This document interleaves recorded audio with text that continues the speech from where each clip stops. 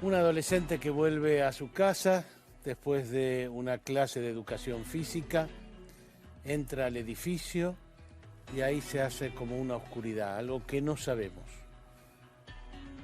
El siguiente cuadro de la situación es que aparece en medio de la basura, muerta, abusada sexualmente.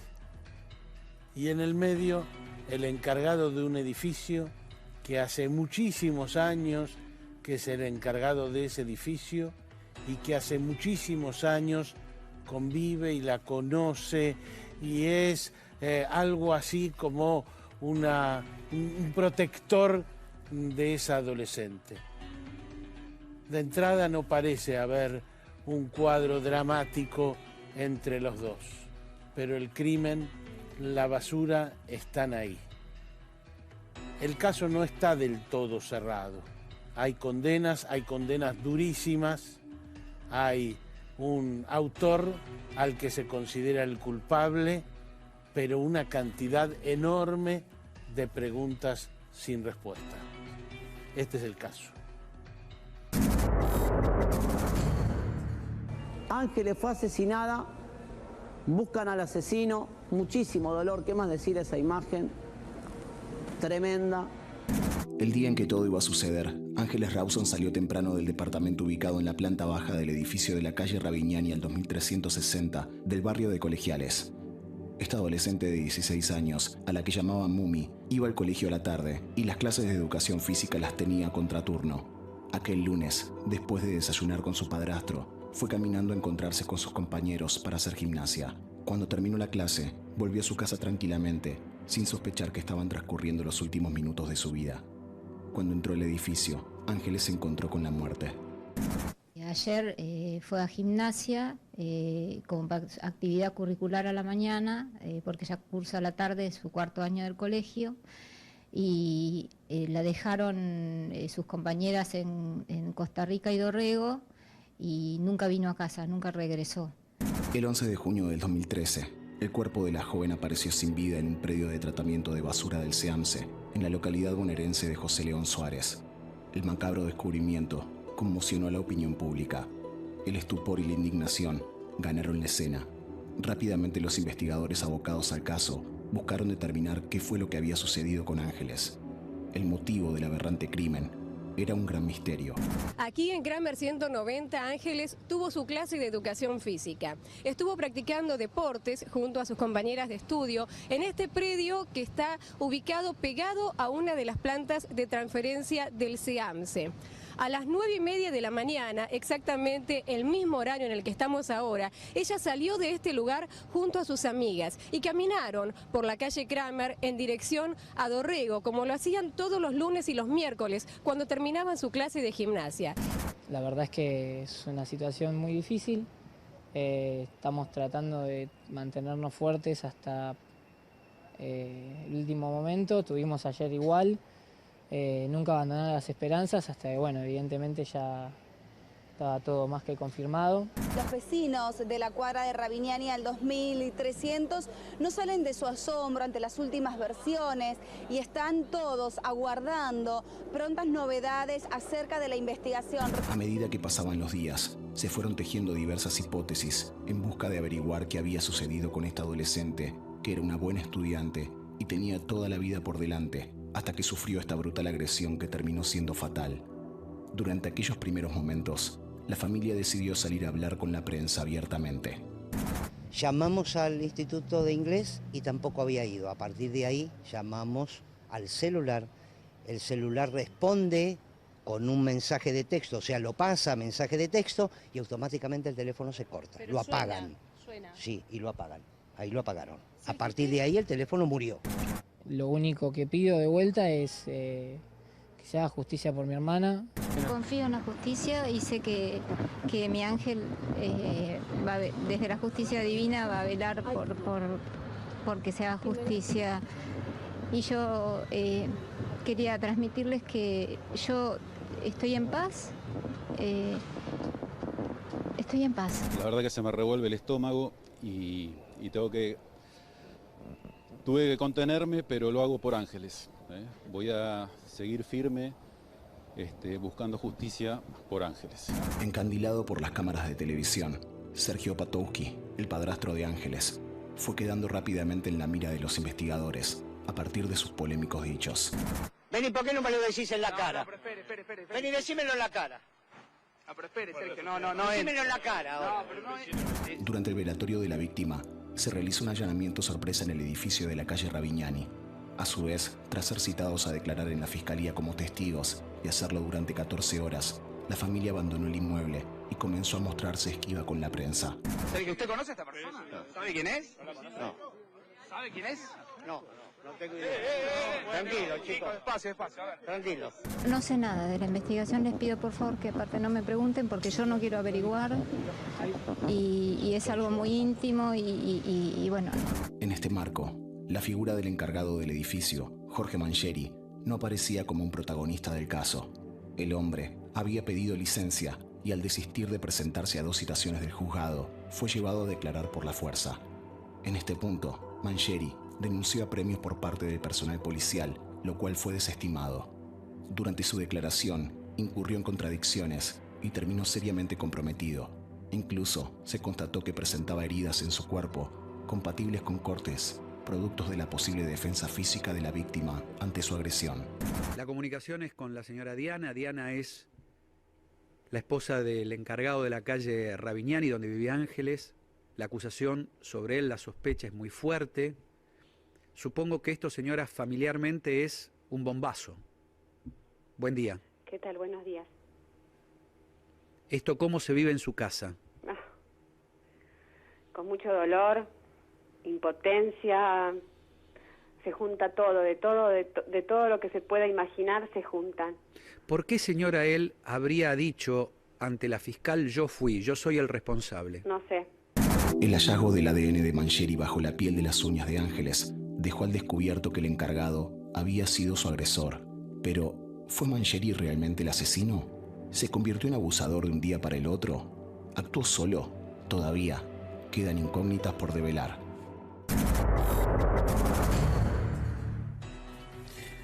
Doctor Torre, estábamos todos listos para la detención del padrastro de Sergio Opatowski y de golpe salió otra cosa, salió lo del encargado. Bueno, a ver, hubo 3 líneas de investigación originalmente.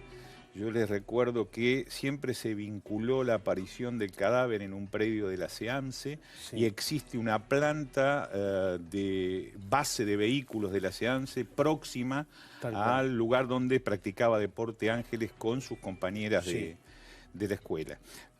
¿Cuál fue la primera línea de trabajo que exploró la Policía Federal? Precisamente relacionar esa planta inmediata al último lugar donde se la ve, porque esto es así.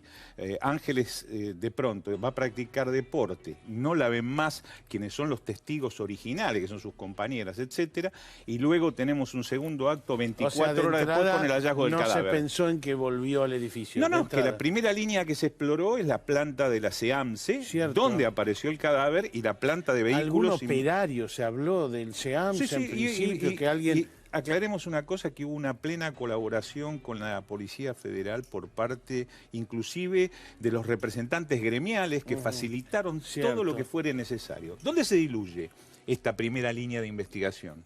La primera línea de investigación se diluye cuando aparece el video del edificio inmediato al de la calle Ravignani, donde vive Ángeles con su familia, que está esa toma que se dio y se repitió mucho en un canal de televisión y luego en todos. Entonces, que demuestra que ella llegó al edificio. Ya hay una interrupción, exactamente, de cuando fue vista por última vez. Claro, ¿cuál es la relación? Que luego va a aparecer el cadáver en una planta de reciclado de la SEAMSE en José León Suárez.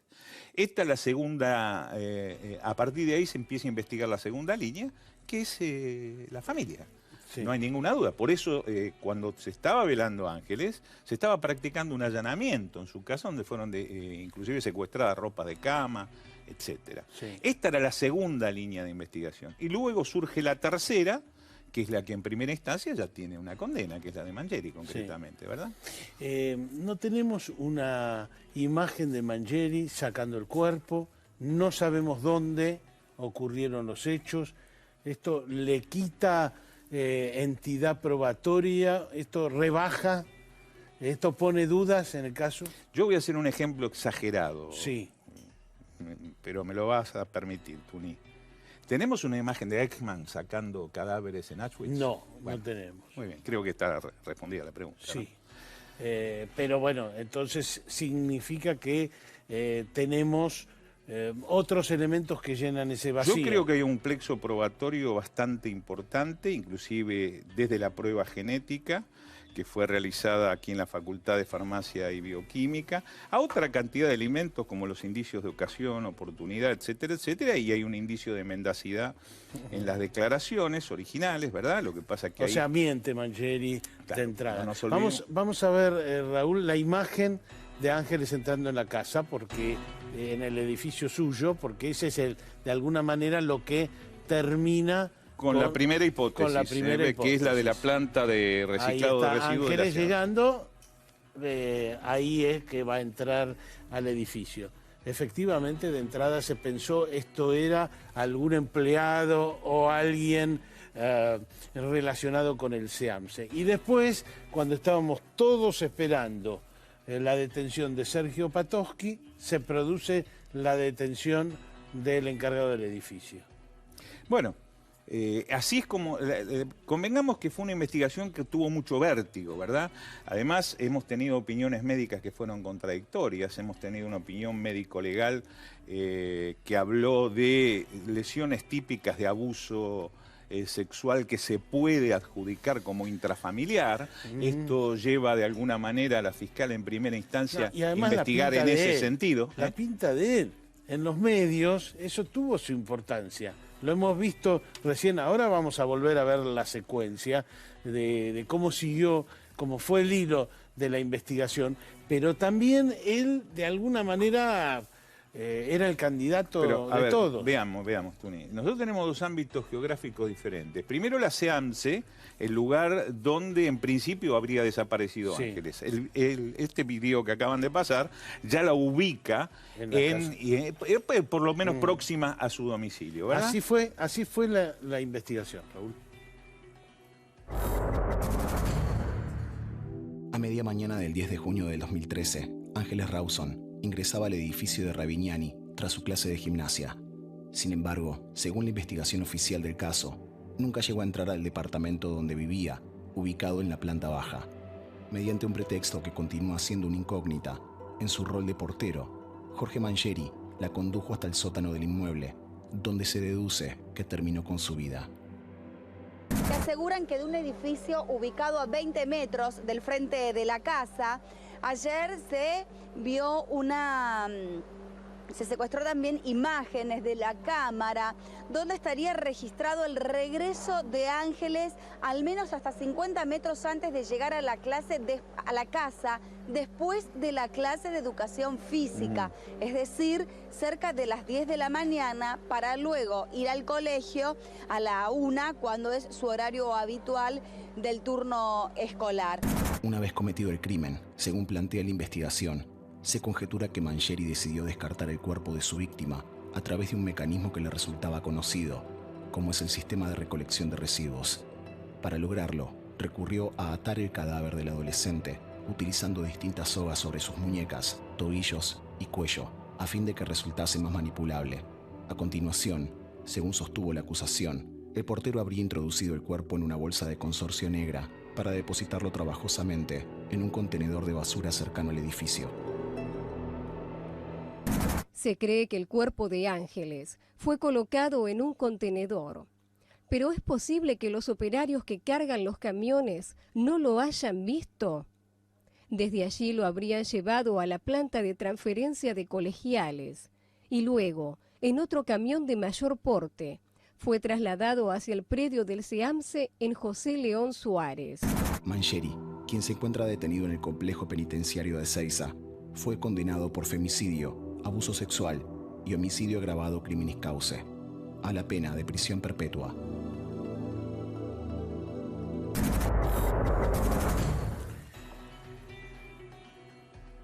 Doctor Torre, cuando Jorge Mangieri llega a la fiscalía, él dice que la policía lo apretó, que hubo apremios ilegales y muestra esos apremios ilegales.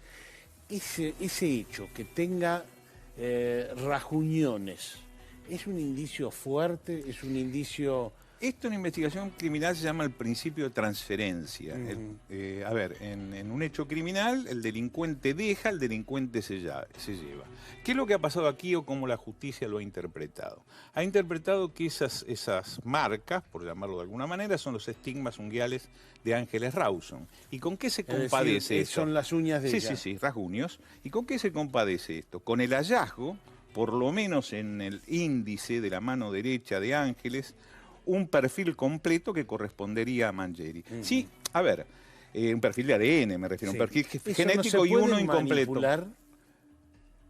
Digo, ¿no lo pueden haber embocado arbitrariamente? No, lo que se cuestionó en su momento cuando la defensa estuvo a cargo del doctor Pierri, porque yo inclusive hablé con él bastante este tema, es si podía haber habido una contaminación en laboratorio, toda vez que va al mismo laboratorio y las muestras podrían haber sido procesadas en conjunto. Esto mereció que durante la etapa oral el doctor Daniel Corach, quien estuvo a cargo de esos peritajes del Instituto de Huellas Digitales Genéticas de la Facultad de Farmacia y Bioquímica, yo creo que ha prestado una declaración que creo que fue de varias horas, donde tanto la defensa como la fiscalía abundaron en preguntas en este sentido.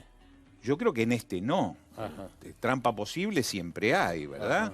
Pero estamos hablando de funcionarios probos, si vamos a partir de funcionarios venales, y bueno, todo es posible, ¿verdad? No creo que este sea el caso, porque ese perfil genético fue generado antes siquiera de que este señor Mangieri fuera sospechoso.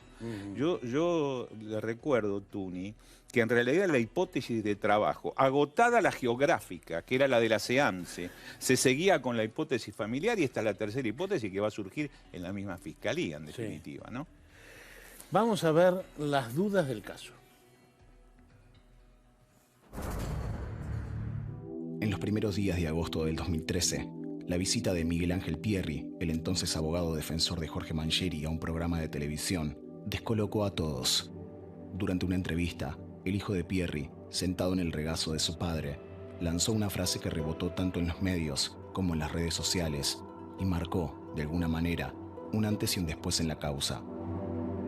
¿Mangieri es inocente, sí o no? Mangieri es un señor inocente que está pasando el peor momento de su vida. Pero bueno, mató. No pasa nada, no pasa nada. No pasa nada. Lo vale la nota, lo vale el peor momento de su vida. Pero bueno, mató. ¿En algún momento sentís que él siente que mataron una nena de 16 años, más allá de todo? Yo la sé como la más. Pero no lo digas, mi amor. ¿Todo? Yo la sé como la más. Pero no lo digas. La investigación siguió su curso y actualmente para la justicia no hay dudas de que Mangieri es el asesino. Sin embargo, no se encontró ninguna imagen del entonces encargado del edificio de la calle Ravignani sacando el cuerpo de Ángeles para depositarlo en el container de basura. Además, pese a lo categórico de las evidencias, nunca terminaron de licuarse por completo las sospechas respecto de Sergio Patowski, el singular padrastro de Ángeles.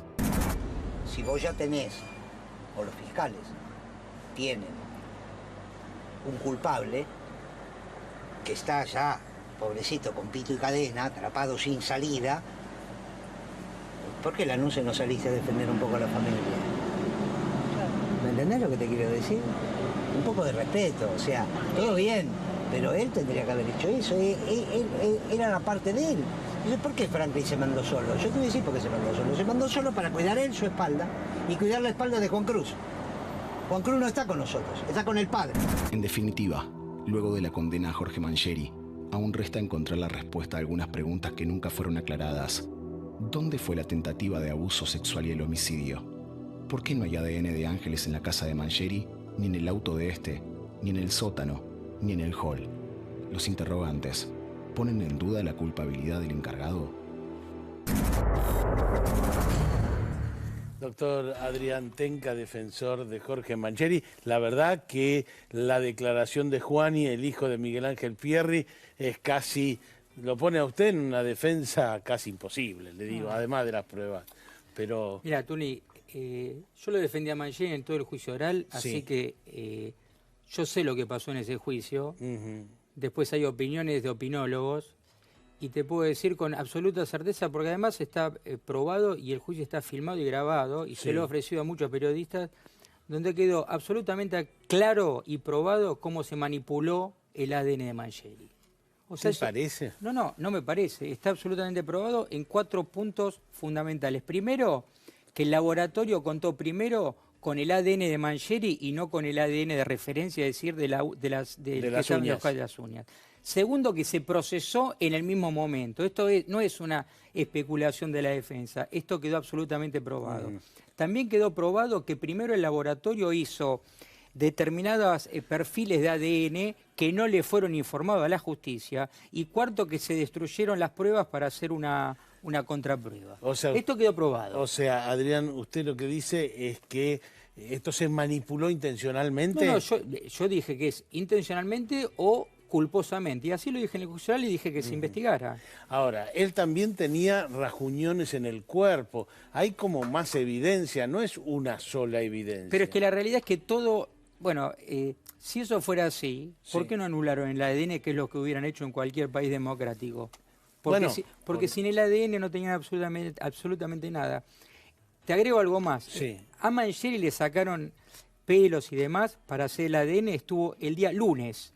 ¿Cuánto tarda un ADN en todas las causas que vemos que vos seguís? 3 semanas, un mes. Hubo toda una...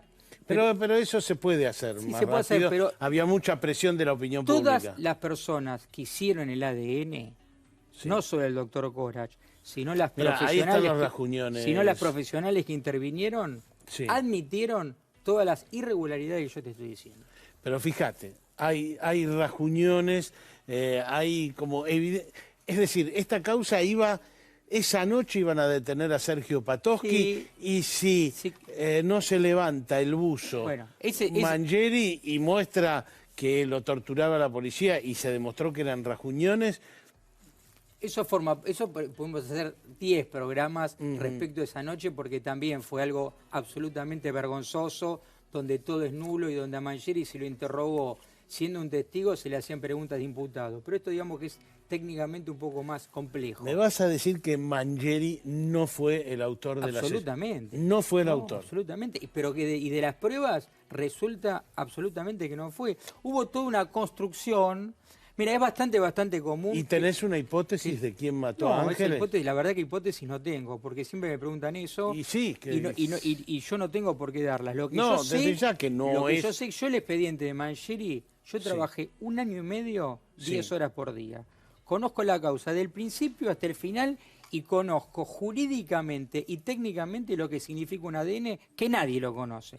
Porque ¿qué es lo que sucede? Al abogado viene al laboratorio y le dicen, es coincidente el ADN, se terminó. Yo eso lo discutí y lo gané. A la justicia no le importó. Es que no lo ganaste en ese caso. El caso... Estamos hablando... El caso no lo gané porque... digo lo del ADN. ¿Qué ganaste ahí en lo del ADN? La justicia no me contestó absolutamente nada de lo que quedó acreditado. La justicia muchas veces mira para otro lado, y cuando mira para otro lado, vos sabés, los abogados, nada podemos hacer. Ahora, es un ámbito relativamente chico donde pasa todo esto, y entonces que me digas, no, Mangieri no fue, pero no decís, y a mí me parece que pudo haber pasado tal otra cosa, imagínate, si a uno, digamos en el caso de Mangieri, lo acusan de un crimen y uno mira a ver qué pudo haber pasado. Hay muchos casos en los cuales hay personas inocentes y tampoco te sabrían decir quién es el culpable. Muchos que vos estás viendo ahora en la actualidad. Mangieri dio su versión. Y lo que digo es, la justicia, digamos, cuando un abogado... Después fue a ver a un pariente para irse, para escaparse. Esas son todas cosas absolutamente intrascendentes. No es intrascendente. Acá lo trascendente fue que la prueba madre, que fue el ADN, en el juicio oral fue totalmente desvirtuada y la justicia nunca me contestó una de las 10 cuestionamientos que yo hice. Por eso, discúlpame, cada vez que yo escucho que a una persona le están por sacar ADN o que lo van a condenar por un ADN en la Argentina, la verdad que yo como abogado y profesor de Derecho tiemblo. Vamos a escuchar al padre de Ángeles, a Franklin. Estuvimos con él. Yo a Mangieri lo conocía porque yo había vivido en Ravignani antes de separarme y él ya era el encargado. Al principio la verdad que me costaba creerlo y después empecé a sentir cada vez como una mezcla de bronca, de indignación,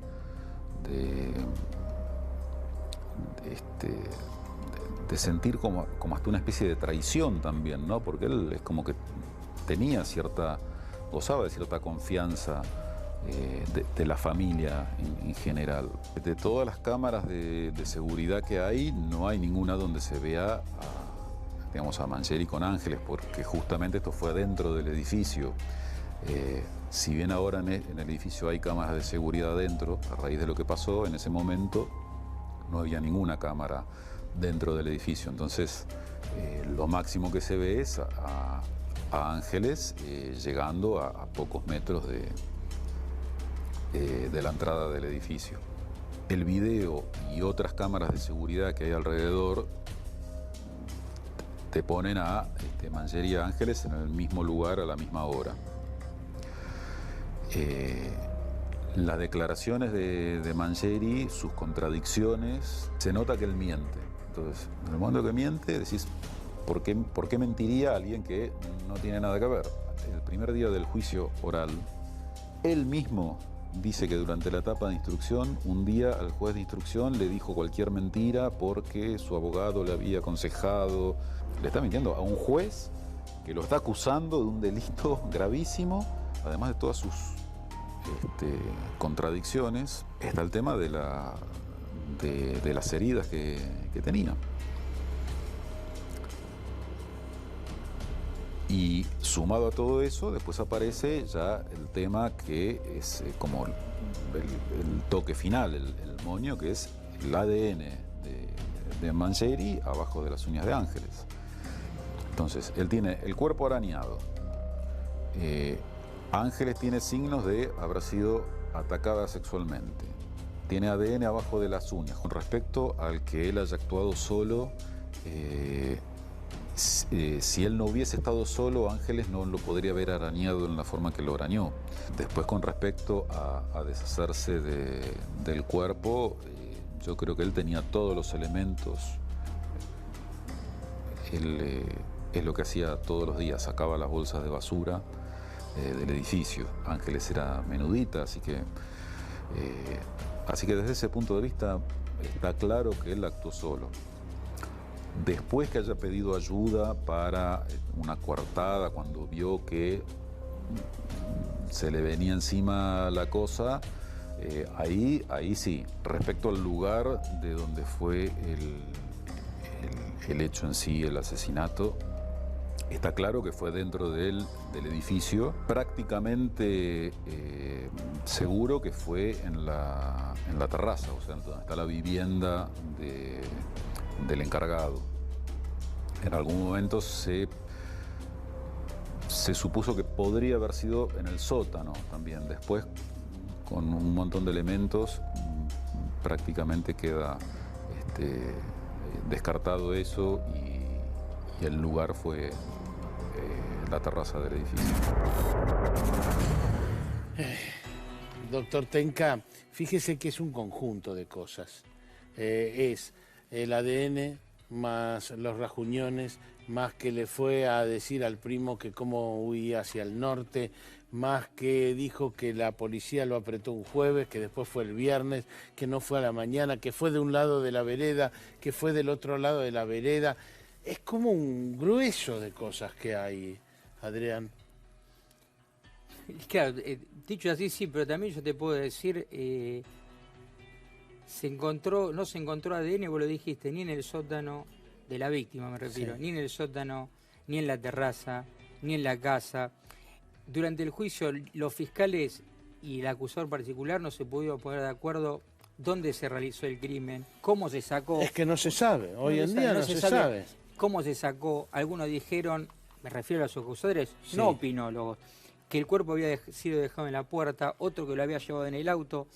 No se supo nada, porque no se pudo probar nada, porque fueron todas conjeturas, y todas esas conjeturas solo cierran con el ADN. Un ADN que, te reitero, en el juicio fue acreditado, fue probado, no fue una conjetura que debió haber sido anulado. Ahora, más allá de lo que recién te enumeré, encima aparece en la basura, que es, digamos, su tarea dentro de ese edificio, aparece atada con cosas bastante propias de esa portería. O sea, hay como un listado, por decírtelo de alguna manera. Eso es lo que, digamos, muchos de las cosas que decís fueron trascendidos de carácter periodístico, que desde el punto de vista de prueba en el juicio no tuvieron ningún tipo de relevancia. No tuvieron ningún tipo de relevancia. Te reitero, sin el ADN a Mangieri no lo hubieran condenado. Y el ADN debió haber sido anulado, por todo lo que te dije, fue un ADN absolutamente manipulado.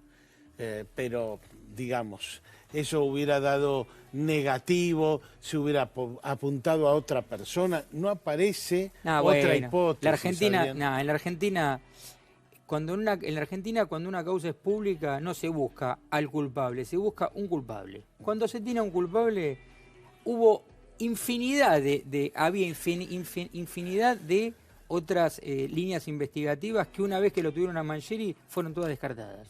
Yo no tengo ninguna duda que si Mangieri no hubiera aparecido, hoy otra persona estaría presa y también le hubieran dado perpetuo. Lo que pasa es que aparecieron muchas pruebas contra Mangieri, entonces, digamos, la idea general de que el padrastro, de que Sergio Patosky podía tener que ver, se cayó, más que hay una imagen de él en el banco, en el centro, y eso lo sacó de la escena de inmediato. ¿O no lo sacó de la escena? No, visto así sí. Aparte yo tampoco estoy diciendo que no fue Mangieri, haya sido la familia. No fue mi línea, no fue mi línea defensiva. De hecho, jamás confrontaría con la familia, y incluso cuando los interrogué con mucha prudencia, e incluso la madre lo dijo públicamente. Acá no se trata de ver quién fue, si no fue Mangieri, para eso está la justicia. Lo que yo te estoy diciendo es lo que quedó probado en el juicio, que, una vez más te digo, fue grabado y fue filmado. Lo que yo digo se puede acreditar. Todo lo que yo he cuestionado a la justicia no le ha importado. Han hecho caso omiso a todo lo que ha dicho la defensa. Gracias, doctor Tenca. Me habla vos.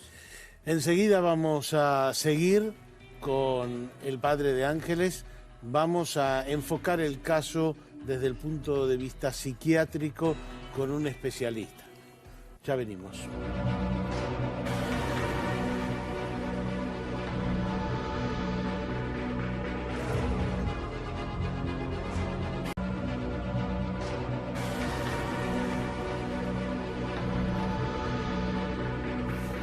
Doctor Enrique de Rosa, psiquiatra, digamos, si hay un hecho llamativo, es que una persona como Jorge Mangieri termina acusado por un abuso sexual siendo una persona que no tiene antecedente, que no es grande ya, de edad, más de 50 años, y no tiene antecedente.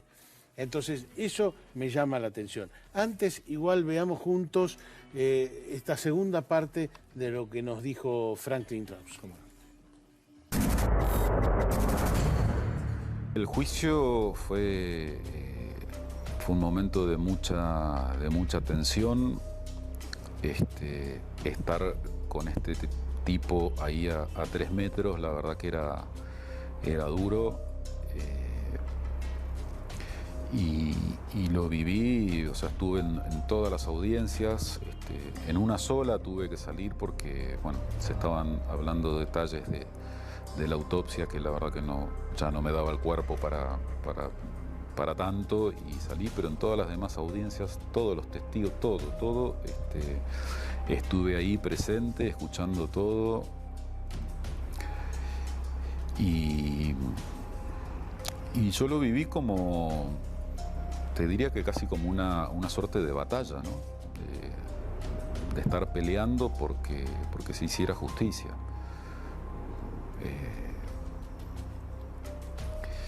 Y bueno, y por suerte se logró. partir de la condena y que la condena quede firme, uno tiene un alivio, como que le da un poco más de esperanza para seguir adelante, pero hay un dolor que va a seguir siempre, hasta el último día de nuestras vidas.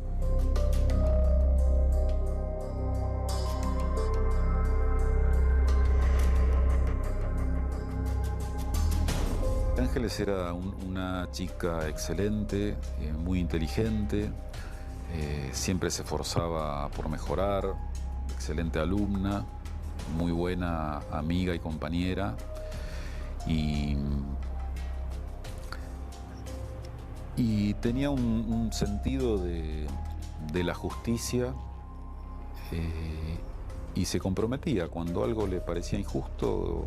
Ella no tenía ningún problema en opinar y en mantener su opinión, aún con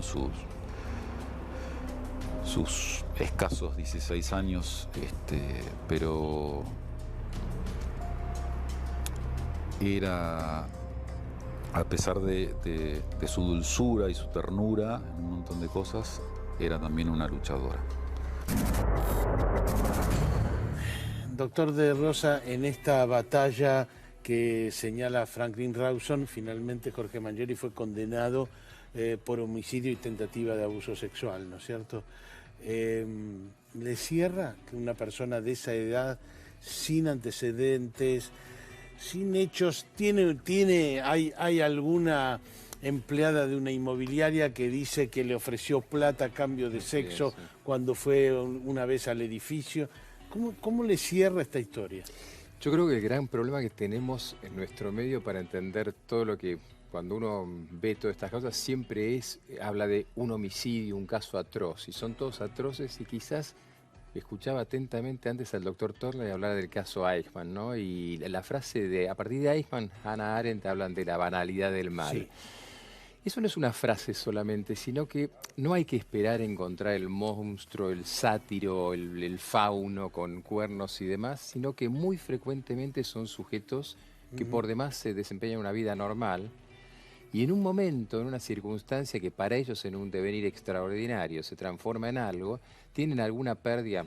Puede ser una pérdida de control de los impulsos, puede ser algo que les ocurre. Aunque no tenga nada anterior. Aunque no tenga nada anterior. Capto su idea. Usted dice, no es un malo que fue malo toda la vida y entonces produce algo malo. Y yo creo que eso es lo que dificulta mucho entender los casos, porque uno está esperando un mundo dividido entre malos y buenos, entre probos, entre justos y pecadores, y en realidad las cárceles, de hecho, pero las causas judiciales en las que uno interviene, ve personas, esto a la gente le va a horrorizar, pero ve personas normales.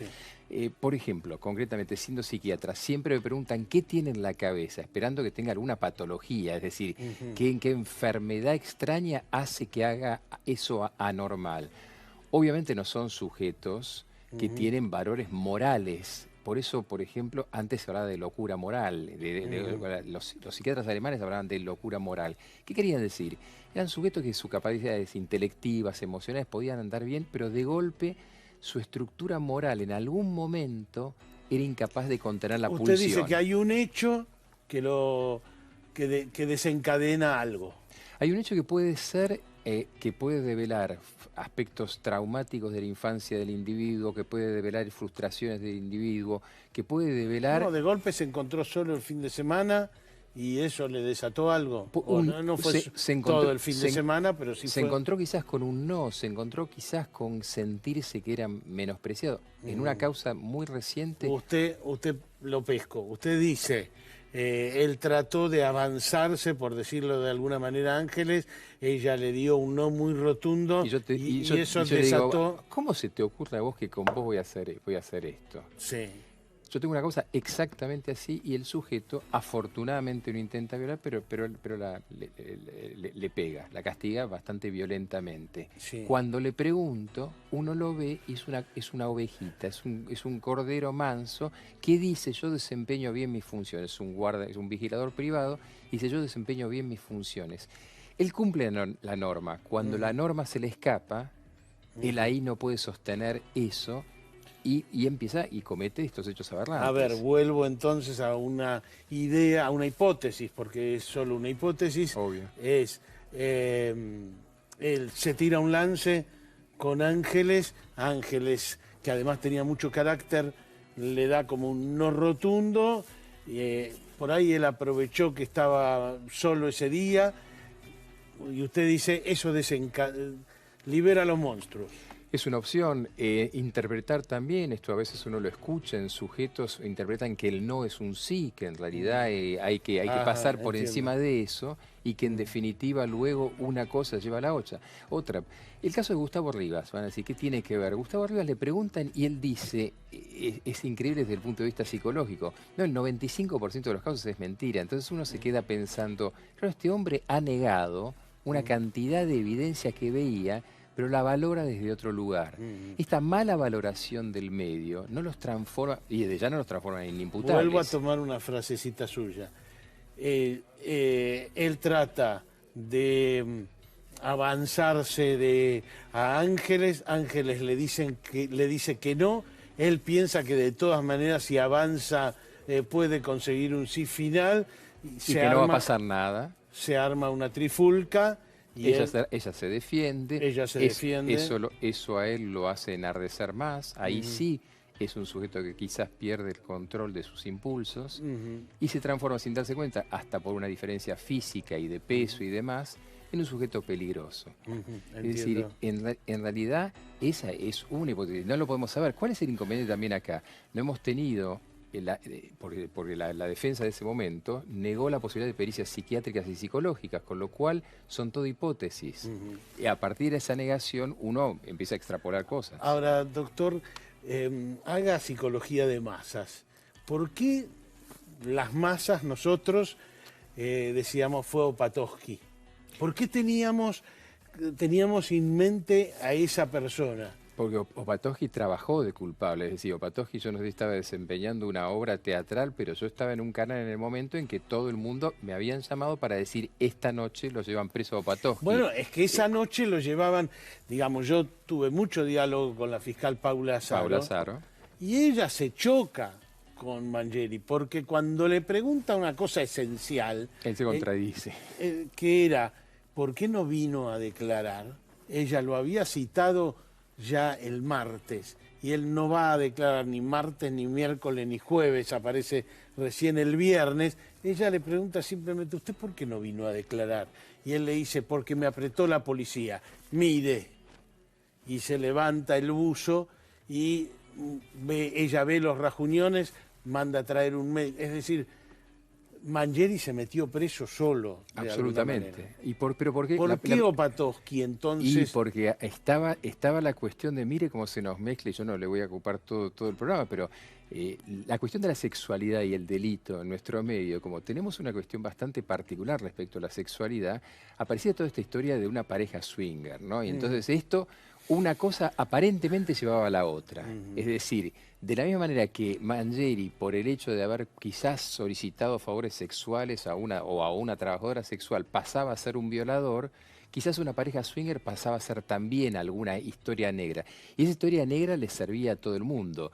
Y la forma de respuesta de Opatowski y demás lo etiquetaba. Y a nosotros nos es fácil etiquetar porque nos libera de la angustia que nos produce la incertidumbre. Por eso a veces las investigaciones son tan difíciles. Doctor, muchísimas gracias. Por favor, a usted.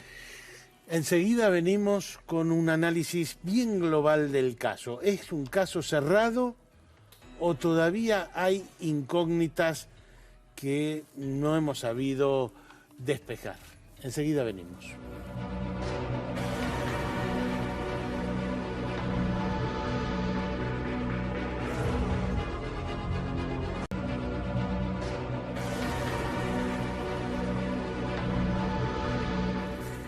Doctor Raúl Torre, sáqueme todas estas incógnitas que tengo. Es decir, no hay un lugar donde aparezca ni sangre, ni pelo, algún lugar que me diga, fue acá.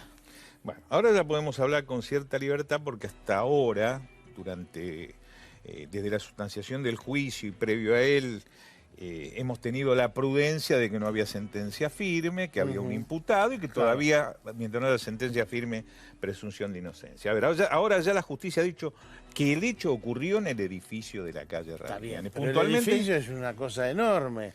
No hay, no hay rastro ninguno. A usted eso no lo convence de nada. Yo creo que eso se compadece con la profesión que tiene este hombre. Este hombre limpia permanentemente. En lo personal, que se encuentre el sitio. El sitio es el edificio de la calle Ravignani, donde se cometió el homicidio. Que no haya una imagen de él sacando el cuerpo. ¿A usted no le llama tampoco no le parece un elemento importante? No. Yo creo que la relación está igual. Yo creo que el plexo probatorio es importante porque aquí a lo mejor nos detenemos en un punto. ¿Cómo esto ocurrió de alguna manera con otro abogado defensor en la etapa preliminar? Exacto, el doctor Pierri. Que era... Nosotros nos deteníamos a hacer toda una construcción intelectual a partir del ADN encontrado en un tejido debajo de 2 uñas de ángeles que generaba lo que se llama el principio de transferencia. Mucho cuidado. Cuando hay un crimen, existe lo que se llama el principio de transferencia. El criminal deja, el criminal se lleva. No nos olvidemos que están los estigmas unguiales también, que los peritos en principio que examinan a Mangieri, que son los peritos de la Policía Federal, determinan que son estigmas unguiales, son rasguños. Para que quede claro. ¿Está bien? Entonces, en el cuerpo de Mangieri. En el cuerpo de Mangieri. Son la defensa de Ángeles. Sin ninguna duda. Entonces ahí tenemos el principio de transferencia. El criminal deja, el criminal se lleva. ¿Qué es lo que se lleva? Los estigmas unguiales. ¿Qué es lo que deja? Su ADN. Toda una construcción intelectual. Yo estoy dispuesto inclusive... Esto no es un juego, ¿verdad? Estamos hablando de un caso criminal y muy serio que de alguna manera ha apabullado a toda la sociedad argentina, la ha tenido en vilo durante mucho tiempo. Pero yo estaría dispuesto inclusive a ceder la prueba del ADN. A ver, el ADN irrumpe en el mundo allá por los años 80 y en la República Argentina a partir de los años 90, ¿verdad? Antes... Sí, ¿cómo se esclarecían los casos? Era necesario el ADN. Acá hay un plexo probatorio, pero muy importante. A ver, indicios de ocasión, de oportunidad. El criminal está en el lugar, en el momento. Hay un principio de mendacidad. Cuando este individuo en su primera declaración dice que está en otro lugar y no allí, y que está con la esposa y la esposa no está en el lugar. Exactamente. Bueno, a ver, todo esto, es más... Hay una cantidad de cosas que dice el imputado que obviamente no se vuelcan al expediente porque no tienen, por respeto al principio de defensa, de que debe estar asesorado y él solamente puede hablar en el marco de la declaración indagatoria. Pero todos sabemos que le ha relatado cosas a la fiscal, le ha relatado cosas... Sí, él personalmente le admite a la fiscal Azaro, a Paula Azaro, que él fue el que cometió el crimen. ¿A usted, por ejemplo, lo convence esa charla con un familiar diciendo que se quiere ir al norte? Yo creo que hay que tomar todo el contexto. Si nosotros tomamos solamente el ADN, la uña... aclaremos que la justicia ha dicho que ese ADN es válido, por cierto. Ha declarado extensamente el doctor Daniel Corach, ha dicho que es válido, pero yo inclusive voy a respetar la duda que plantea la defensa con ese ADN, y yo lo dije en aquel momento. Apartémonos de esto. Todo el resto de prueba que existe es muy abundante. Tuni, yo he visto gente condenada con mucha menos prueba de que toda la que había contra Mangieri en ese momento. Y voy a excluir el ADN inclusive. Lo que pasa es que acá giramos siempre alrededor del ADN, que es una herramienta formidable y que en este caso también ha participado. ¿Hay una tentativa de abuso sexual o usted tiene dudas La sobre justicia eso? Ha dicho que sí. Yo en un primer momento tenía alguna duda, pero la justicia ha dicho que sí. Y ahora ya tenemos firmeza con la segunda instancia, ¿no? ¿Tiene significado que Ángeles haya aparecido vestida?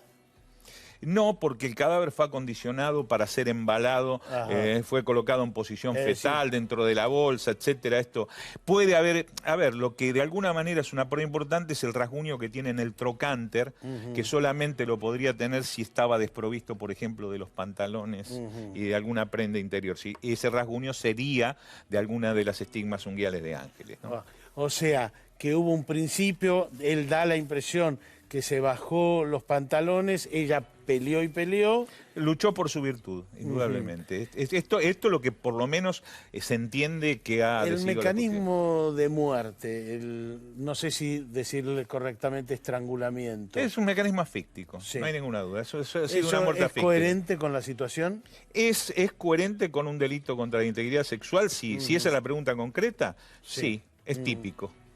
Que la haya sacado en la bolsa de basura, Y bueno, el hecho ¿le se resulta precipita. coherente? El hecho se precipitó en un lugar cerrado. Hay que poner distancia con el cadáver. O el criminal se va o tiene que trasladar el cadáver. Aquí se utiliza el medio de transporte de la SEAMSE.